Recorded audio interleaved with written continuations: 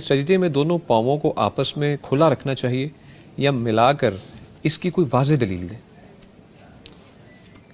جی ہاں، سجدے میں دونوں پاؤں ملانے چاہیے، ایڑیاں ملنی چاہیے، اور اس کی دلیل ام المؤمنین عائشہ رضی اللہ تعالیٰ عنہا سے منقول ہے، اور یہ صحیح ابن خزیمہ کے اندر بھی آئی ہے، دیگر کتب میں بھی آئی ہے۔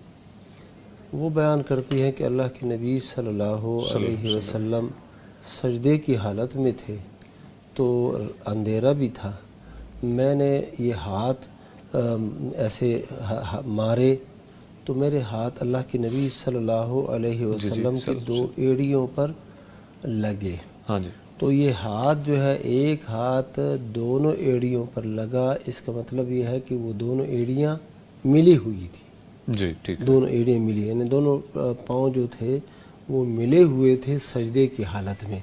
تو مسنون طریقہ یہی ہے۔ ٹھیک ہے، ٹھیک اگر کسی کو کوئی دشواری ہو، بعض اوقات جسمانی کوئی زیادہ موٹاپا ہے یا کوئی اور مسئلہ ہے تو اس وجہ سے نہیں مل سکتے تو خیر ہے، اچھا لیکن مسنون طریقہ یہی ہے کہ دونوں پاؤں ملے ہوئے ہوں۔ ٹھیک ہے جی، بہت شکریہ۔